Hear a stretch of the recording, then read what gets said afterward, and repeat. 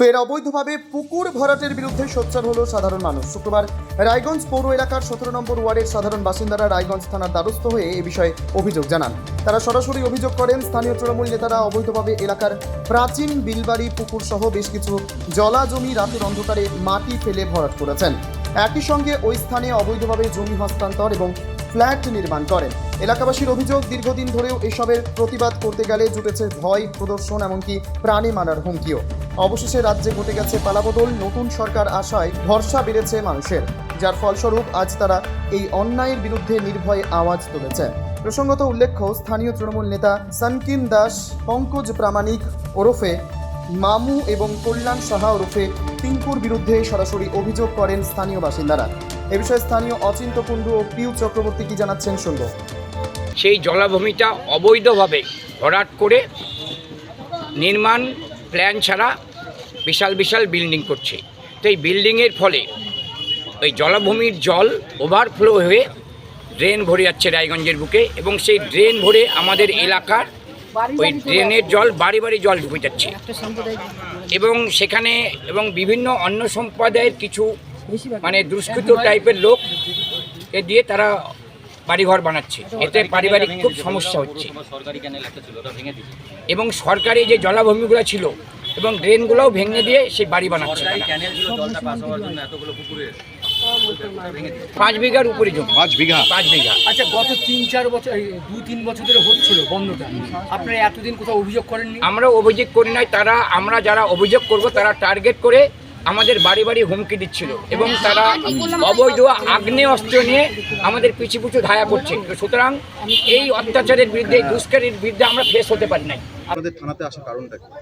এই যে বন্দর বিলবাড়িতে 6খানা পুকুর ছিল, বেআইনিভাবে পুকুরগুলো দখল হয়েছে, মাটি ভরাট হয়েছে, বেআইনিভাবে বসতি শুরু হচ্ছে। তার জন্যই আমরা এসেছি সাধারণ মানুষ। আমাদের বাড়ির ভেতরে জল ঢুকে যাচ্ছে, জলাশয় নাই কোনো। মিউনিসিপ্যাল পৌরসভা থেকে একটা ছিল জলের যাওয়ার ব্যবস্থা, সেই ব্যবস্থাটাও বন্ধ করে দিয়েছে। তার জন্যই আমরা এসেছি। সাধারণ মানুষদের খুবই অসুবিধা হচ্ছে। অনেকের জায়গা ছিল, জায়গা দখল হয়ে গেছে। অনেকের পুকুর ছিল, তাকে অল্প কিছু পরিমাণ দিয়ে ভয় দেখিয়ে ভরাট হয়ে গিয়েছে। তার জন্যই আমরা অবজেকশন এখানে জানাতে আসছি। কতটা জায়গা ছিল? 5 বিঘার মতো জায়গা ছিল। কবে থেকে শুরু হয়েছিল? আজকের থেকে প্রায় 3 বছর 2 আগের থেকেই শুরু হয়েছিল কাজটা। রাতারাতি যতটা সম্ভব ভরাট করা যায় ততটা তাড়াতাড়ি দ্রুত গতিতে রাতে রাত সব ভরছে, পুকুরগুলো সারা রাত ধরেই কাজ চলছে।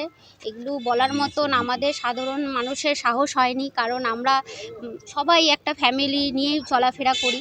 তার জন্যই এখন যেহেতু নতুন সরকার আসছে, আশা করি সেই প্রতিবাদটা আমরা জানাতে পারবো বলে সাধারণ মানুষ এসেছি।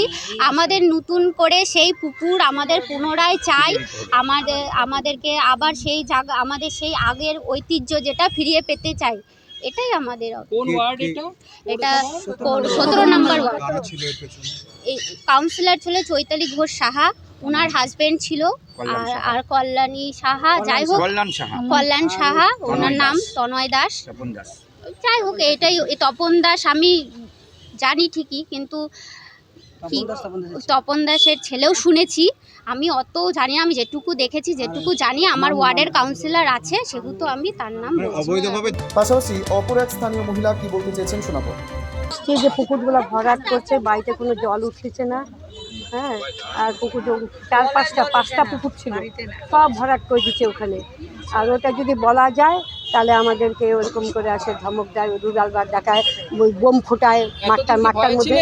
ভয়েই ছিলাম। এই সরকারটা আসার পর আমাদের একটু আস্তে আস্তে সাহস হলো। এখন ভয় হচ্ছে তো এখানে আসছি, আবার যদি রাত্রেবেলা ঢুকে অ্যাকশন করে। ওই যে তপন দাসের ছেলে, আর ওর সঙ্গে আছে মামু করে ডাকে, ওর নাম যেন কি, আমি পঙ্কজ সাহা মনে হয়। ওরা কয়েকজন আছে, গ্যাং 4-5 জন। আমি ভীষণ ভয় লাগে আমার ওদেরকে দেখে। কি মনে হচ্ছে যে পুলিশে অভিযোগ জানালাম তো, ওই যে একটা ভয় ঢুকে গেছে না আমাদের, ওইটা ধুক হয়ে আছে। এক সময় অনেক চোখ মুখ উল্টায় দিয়ে ভয় এরকম। এখন দেখার প্রশাসন কতটা সক্রিয়ভাবে এই ঘটনার তদন্ত করে উপযুক্ত ব্যবস্থা গ্রহণ করে। রায়গঞ্জ থেকে শ্যামলেশ তরফদারের রিপোর্ট, টাইমস 14 বাংলা।